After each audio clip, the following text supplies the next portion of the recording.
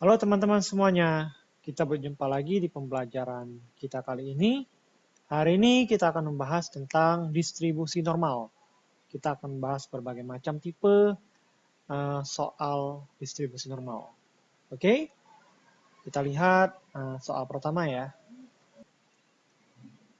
Dua orang pelajar mendapat skor baku Z1 sama dengan minus 1,5 dan Z2 sama dengan 1,5 untuk mata pelajaran fisika. Jika nilai kedua pelajar tersebut 65 dan 95, dalam kurung berdistribusi normal ya datanya ya, maka nilai rataan dan simpangan bakunya berturut-turut adalah, oke, ini kita ingat bagaimana cara mencari Z ya. Z kita cari dengan cara X min mu per sigma ya. Ini X1 tentunya ya. Sehingga nanti kita dapatkan Z1 minus 1,5 sama dengan X1-nya itu 65 dikurang rata-rata belum diketahui per sigma belum diketahui. Ya, ini kalau kita kalikan silang jadinya minus 1,5 sigma sama dengan 65 dikurang mu. Ya. Oke, Z2 sama dengan X dikurang mu per sigma untuk data kedua ya. Sehingga kita dapatkan 1,5 sama dengan datanya 95 dikurang mu per sigma. Sehingga kita dapatkan 1,5 sigma sama dengan 95 kurang mu. Ya. Nah, yang di atas kita tulis ini sebagai persamaan 1, yang di bawah kita tulis sebagai persamaan 2. Nah, kita eliminasikan. Jadi, awalnya mungkin kita bisa tambah ya. Kita tambahkan dulu misalkan di sini. Maka saat kita tambah, minus 1,5 sigma tambah 1,5 sigma akan menghasilkan nilai 0. 65 tambah 95 adalah 160 minus 2 mu. Sehingga kita dapatkan 2 mu sama dengan 160. Kita dapatkan nilai mu adalah 80. Ya. Dengan mensubstitusi nilai mu 80 ke persamaan 1 misalnya. Jadi kita akan dapatkan minus 1,5 sama dengan 65 dikurang mu. Mu-nya adalah 80. Oh, di sini ada minus 1,5 sigma ya. Minus 1,5 sigma. Sehingga kita dapatkan minus 1,5 sigma sama dengan 65 kurang 80 adalah minus 15. Sehingga kita dapatkan sigma sama dengan minus 15 dibagi minus 1,5. Sehingga kita dapatkan sigmanya adalah 10. Oke, mudah-mudahan dapat dimengerti ya. Soal kedua, dalam suatu ujian fisika, nilai rata-rata adalah 82 dengan simpangan baku 6,9. Semua siswa yang bernilai dari 88 sampai dengan 94 mendapat nilai B. Bila nilai berdistribusi hampir normal dan 8 siswa mendapat nilai B, berapa orang yang mengikuti ujian tersebut? Langkah pertama, kita cari Z-nya dulu untuk nilai 88 dan 94 ya. Jadi kita tuliskan untuk nilai X 188 berapa Z-nya. Ya, Z sama dengan X dikurang mu per sigma. Ya, sehingga Z sama dengan X-nya 88 dikali rata-rata adalah 82 per simpangan baku 6,9. Sehingga kita dapatkan Z-nya adalah 6 per 6,9 yang hasilnya sama dengan 0,869.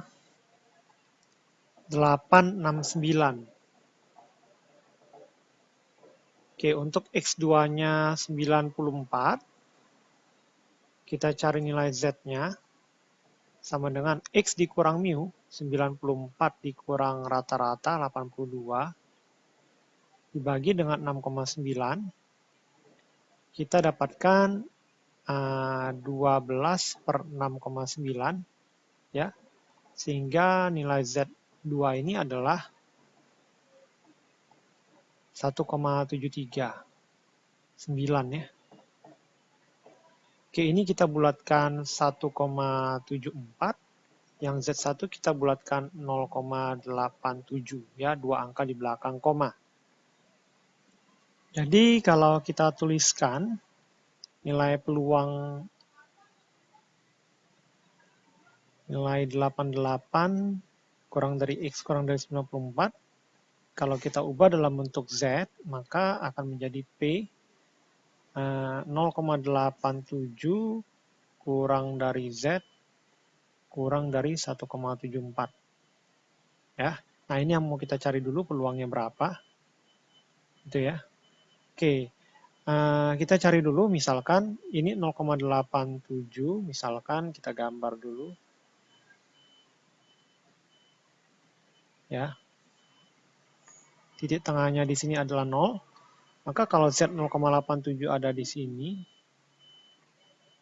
ya, 1,74 misalkan ada di sini, maka yang mau dicari adalah luas daerah atau peluang di sini. Ya, sehingga yang diarsir ini kita akan dapat temukan dengan cara 1,74, Z 1,74 luasannya berapa, kita kurangkan dengan luasan 0,87.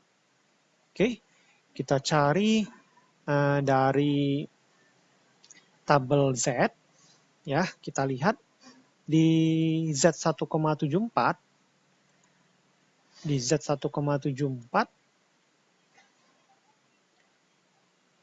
1,74 kita mendapatkan 0,4591, ya, 0,4591. Terus kita kurangkan dengan peluang di Z 0,87. 0,87. Ya, kita dapatkan 0,3078. 0,3078. 0,3078. Sehingga kita dapatkan nilai 0,1513. Nah, ini peluangnya ya. Oke. Nah, kita lihat ya. Yang mendapatkan nilai ini, rentangnya akan mendapatkan nilai B sebanyak 8 orang. Maka 8 orang ini didapat dengan cara nilai peluang, ya, nilai peluang itu dikalikan dengan jumlah orang tersebut, ada berapa gitu ya. Nah, jadi kita akan dapat mencari jumlah pelajar yang mengikuti ujian dengan cara 8 sama dengan peluang 0,1513 dikalikan dengan N, sehingga nanti N kita dapat dengan cara 8 dibagi dengan 0,1513. Sehingga kita dapatkan nilai N-nya adalah 52,87 siswa ya, atau kurang lebih kita katakan pembulatan ke atas 53 ya. Ini jawabannya. Mudah-mudahan dapat dipahami. Selanjutnya nomor 3, tingkat IQ sejumlah 600 orang calon mahasiswa ke suatu perguruan tinggi berdistribusi normal dengan rata-rata 115 dan variansi 144. Berapa calon mahasiswa yang akan ditolak jika perguruan tinggi tersebut hanya menerima IQ lebih besar dari 110? Nah, kita cari dulu ya simpangan bakunya. Kalau variansi 144, maka simpangan baku itu adalah kita cari dengan cara akar dari variansi. Sehingga simpangan bakunya adalah akar dari 144 yaitu 12 ya. Oke, kita cari Z di angka 110 ya. Dengan cara X dikurang mu per sigma, maka X-nya 110 dikurang rata-rata 115 dibagi sigma yaitu 12. Maka kita akan dapatkan minus 5 dibagi 12 sehingga Z-nya sama dengan minus 0,416 ya. Sehingga ini kita bisa bulatkan di Z sama dengan minus 0,42. Jika perguruan tinggi menerima IQ lebih besar daripada 110, jadi kalau menerima berarti X-nya besar dari 110 ya, maka yang akan ditolak, perguruan tinggi akan menolak ya IQ yang X-nya kurang dari 110. Jadi kalau ini kita rubah dengan nilai baku Z, maka akan menolak dengan rentang Z kurang dari minus 0,42. Ya, oke, ini kita gambar kurva normalnya. Ya. Minus 0,42 ada di sini. Ya, di kirinya 0. Maka peluang yang mau dicari atau luas daerah yang mau dicari adalah di sini. Kita lihat tabel Z. 0,42. 0,42 ada di sini. 0,42 ada di sini. Hasilnya adalah 0,1628. 0,1628 ya. Jadi 0,1628 adalah posisinya di sini.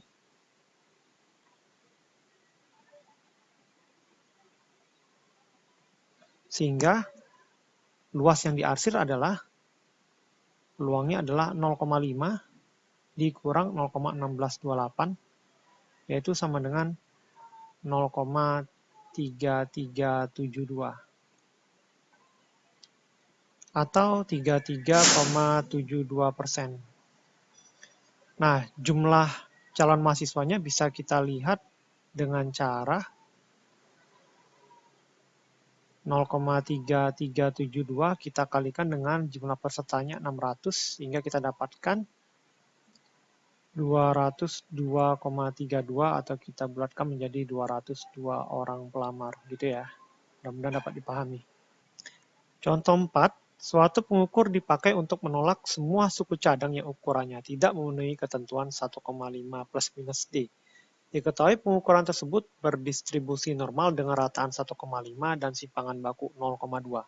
Tentukan harga D agar ketentuan tersebut mencakup 95% seluruh pengukuran. Oke, kita gambarkan dulu kurva distribusinya.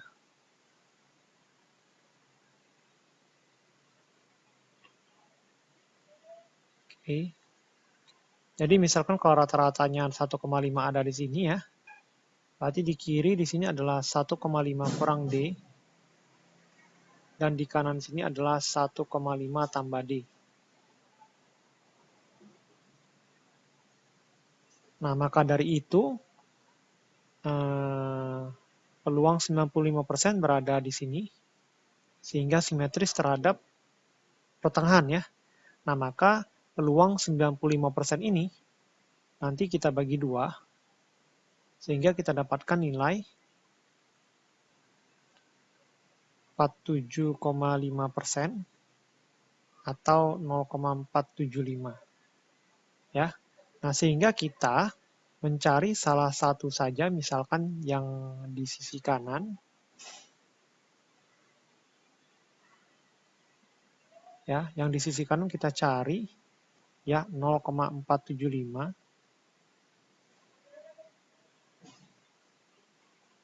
Ya, Di sini datanya adalah 1,5 plus D, peluangnya 0,475. Nah, kita lihat tabel distribusi Z.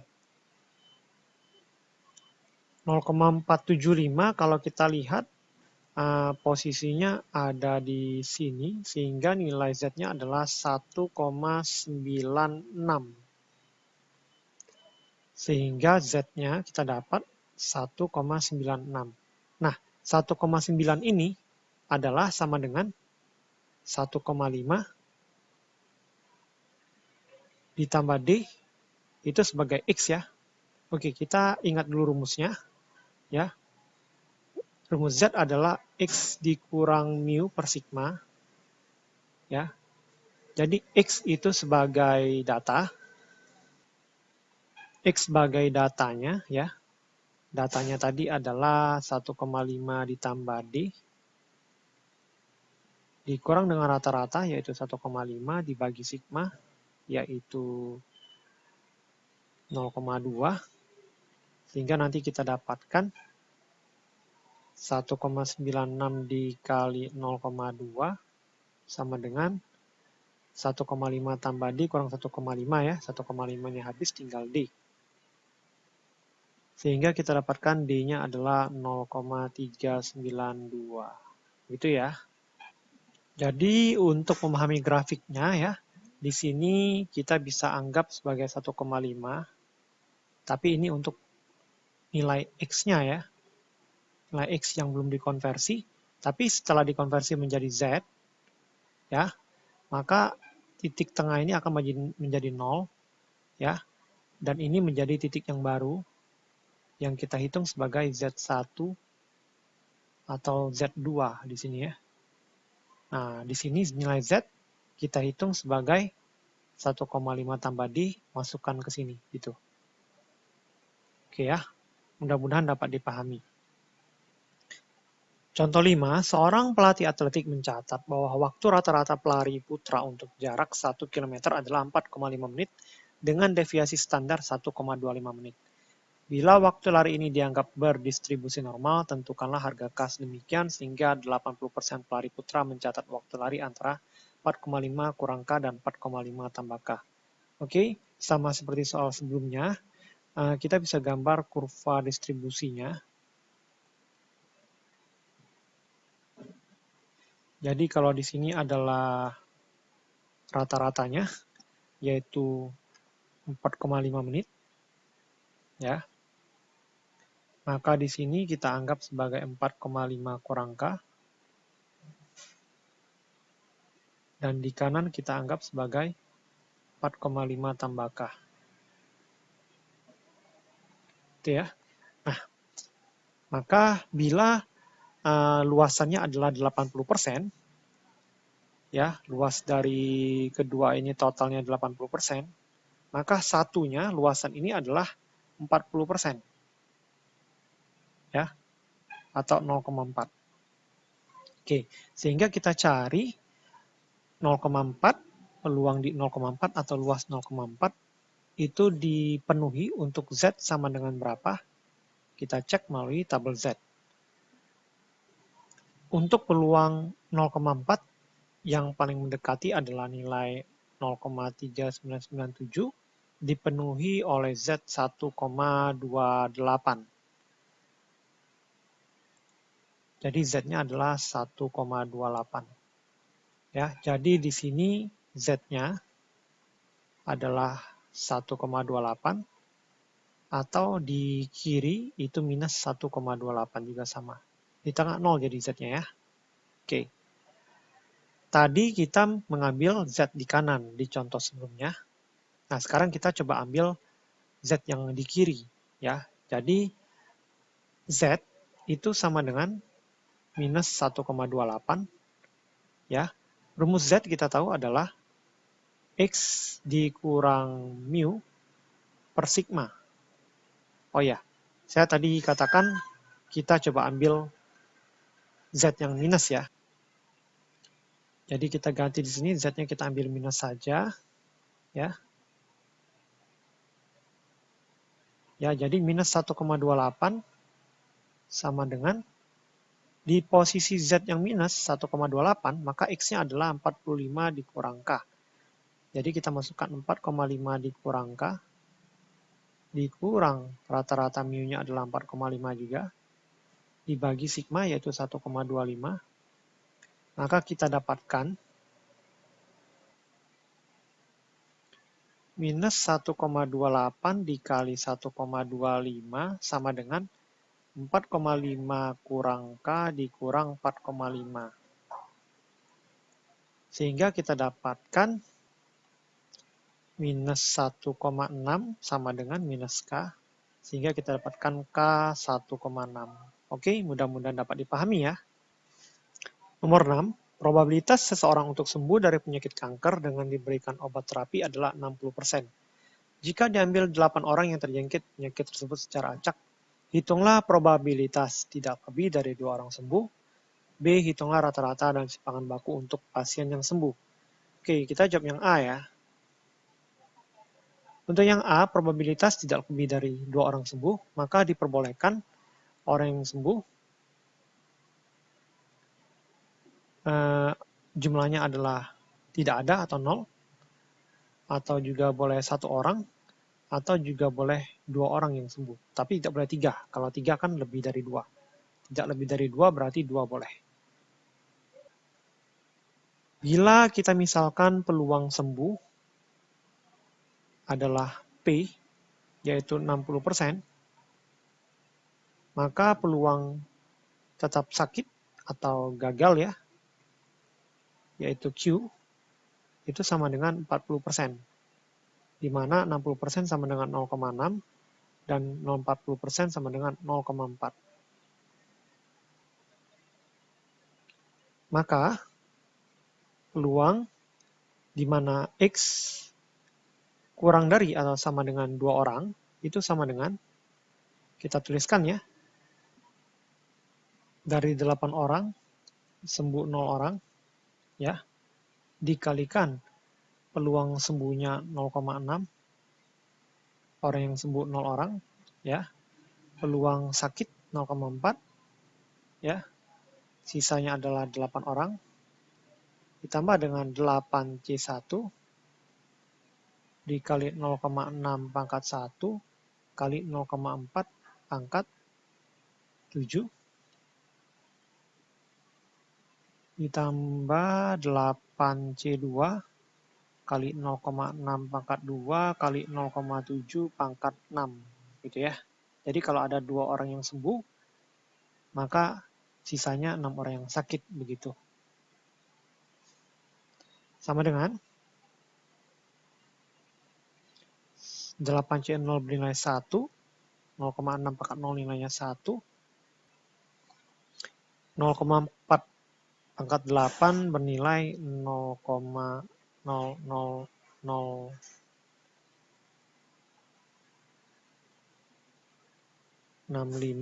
ditambah 8C1 nilainya adalah 8 dikali 0,6 dikali 0,4 pangkat 7 adalah 0,0016 ditambah dengan 8C2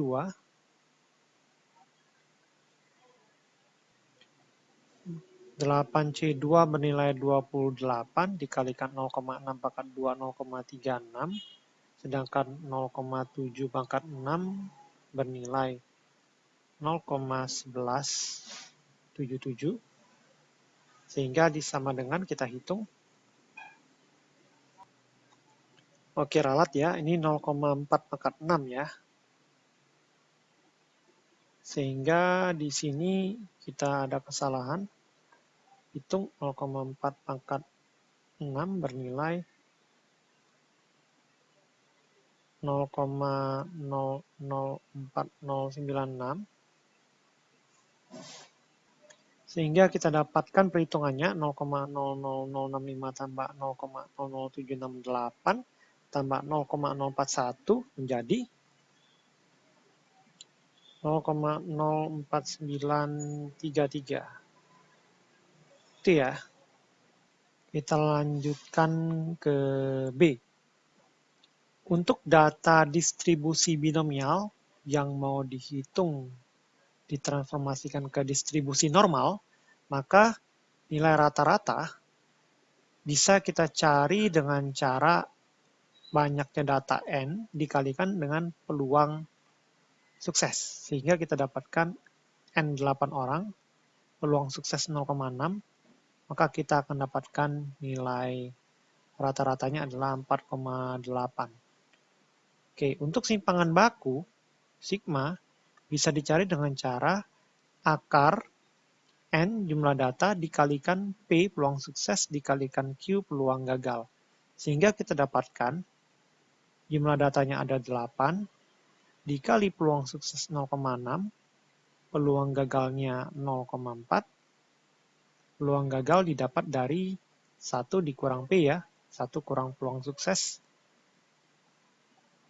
Sehingga kita dapatkan akar dari 1,92, sehingga kita dapatkan sekitar 1,39. Mudah-mudahan dapat dipahami. Oke, pembelajaran distribusi normal kita sekian sampai di sini. Mudah-mudahan dapat membantu Anda memahami pelajaran di sekolah. Sampai jumpa di video selanjutnya. Goodbye.